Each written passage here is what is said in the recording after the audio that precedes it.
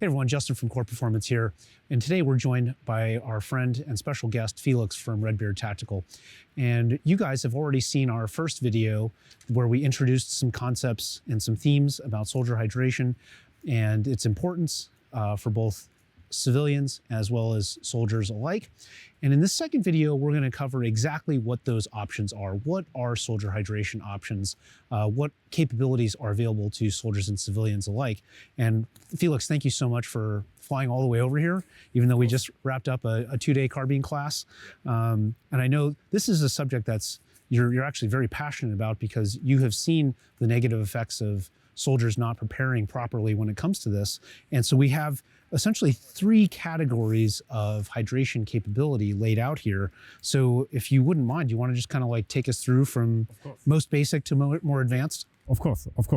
So the baseline of hydration, and this is what's around for decades, for really decades of warfighting, is the Canteen. It's like the oldest hydration system besides the soft flask that has been used for a long time. And it's pretty popular. It's like form-fitting to the body. Then there's the Nalgenes pouch. It holds like 32 ounces of water. And it has, like every hydration system, it has like pros and cons. And let's start with the pros first. For obvious reasons, you can refill it like on the go. You can go to a river, add some purification tabs, whatever you like, and you're good to go. So that's the first thing. The next good thing is like it's nearly indestructible. So it's hard case.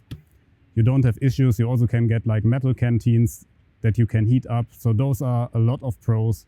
But when it comes to real estate on your webbing, on your kit, we have a big issue because even this year, like this is a saw pouch. It's one of the biggest pouches you can basically get. And it doesn't really fit, and I basically have a water bottle that takes up like the exact size of a saw pouch. And for those of our members of our audience who are not familiar with how many rounds go into a saw pouch, 200 rounds, yeah. It's a lot. Yeah, it's a lot. So I've got this capacity, and you can also translate this to like 5 AR-15 max and so on. So it's a lot of capacity we lose due to hydration. So the next issue is I don't want it in my way all the time. So I have to take it here, somewhere here on the side, and this way it won't work. Like it does not encourage myself to drink, and that's a big issue. So the next step of evolution was basically the Camelback, which or sauce bladder in this case, which is hands-free hydration. What it does very well is like it encourages us to drink because we just have to grab the hose, take a sip and continue. The issue is, from my experience and from most other people's experience, those tend to pop open. That's a big con here. So the next con is you need to retrieve them from your pack. And yeah, once you've retrieved them, you have an issue. Like from your pack, from your plate care, whatever, to refill them, which requires you to take off your kit. It's not like as easy as with a Canteen. So those are two cons.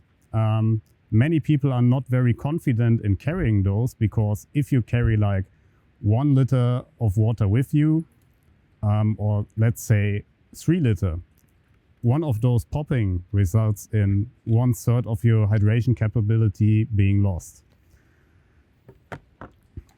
So what we have here is the ICEPLATE system. That's a system I started off being pretty skeptical of, or better said, curious of, and it really surprised me because you basically combine almost all the strengths of those products in one. It's rigid and it's hands-free. So the only thing the Canteen has as an advantage, or still as an advantage, is the fact that you can refill it faster. But the thermoregulation effect is something a Canteen can't do. So we have a lower consumption of water, and we also have to keep in mind that we can combine those, and having those hands-free on your kit and like 2 or 3 of those in your ruck is a real big asset. Like, you're taking a break, you're drinking out of your canteen, which is in your ruck. It's hard to reach, and on the move, you're drinking out of your ice plate. If you're taking a longer break, you refill the ice plate, or you're carrying an additional ice plate and just replace it. So on top of that, the thermoregulation will require you to don't drink for thermoregulation, but it will only require you to drink for hydration itself. So you will consume less water when carrying those. So all in all, you've got like those boys here not longer required. They are, for me, I don't use bladders anymore. I still use canteens in a certain capacity, and as soon as those are easy to refill, I think those also will largely fade away, like except for some certain responsibilities or certain usage. So this is the point. You and I have had a number of conversations about how environments should dictate and drive equipment decisions, and hydration is really no different. Can you talk us through, since you've been in a lot of different operational environments, how do you change and modify your hydration loadouts based on your environmental circumstances? Basically, we have like several environments going on. We have like first of the different biomes, and we have the different seasons. And then there's also the mission dictated environment. So like when I'm working like from a vehicle, I may be just running around with 1 liter of water in my kit.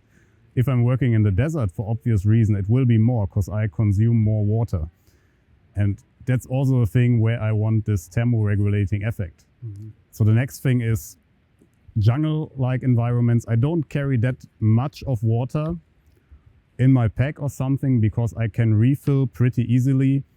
Same goes for like Arctic environments where I want basically something that does not freeze, which is a great thing about the ice plate, because the ice plate, I've tested it in the Alps, it does not freeze because it sticks close to your body. Your body temperature basically prevents it from freezing. So that's another point. Yeah, it's a significant advantage. And I think something that people still may not fully understand is how thermoregulation capabilities within the ice plate actually impact your hydration levels.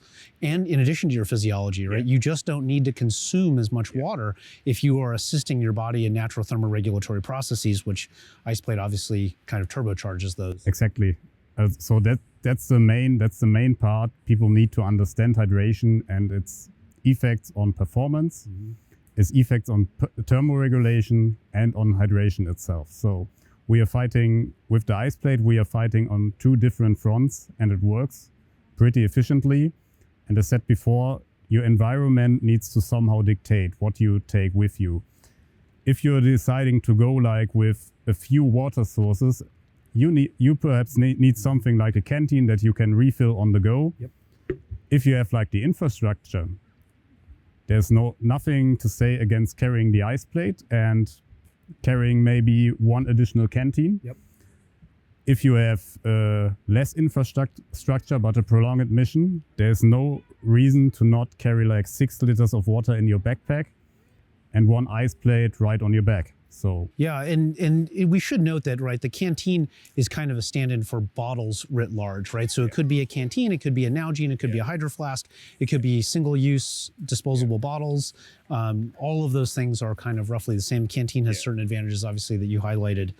The canteen is basically the gold standard, but I personally also use Nalgene bottles, but they have a lower profile, or they are half the size, but they are taller, and usually you can't carry anything else in Nalgene pouches. So they're not very general purpose when it comes to their shape. So when it comes to space efficiency, you prefer the canteen over the Nalgene? Yes. Yeah. Yes. And I mean, that makes sense because the canteen actually was developed for soldiers, as where the Nalgene, we know, I think it was developed originally for lab use, right? And then over time, it has evolved to find its way onto the battlefield. Yeah. First to the outdoors, and after that, to the battlefield. Exactly.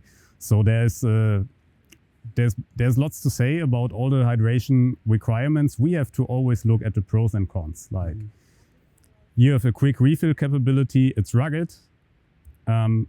it can be like a bit tedious to get those out all the time, and especially to get them back. From my experience, getting the canteen out is not as hard as getting it back in on the move. You have also other stuff to do for obvious reason.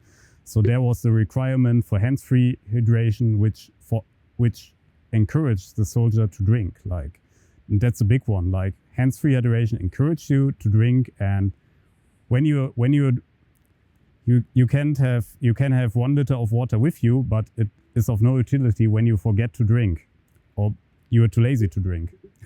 So there's the next right, point. And then if you're going to put the canteen or the Nalgene or whatever your bottle of choice is into a place that's easier to access and easier to return or reholster, then you're paying a rather significant price in terms of ammunition. Exactly.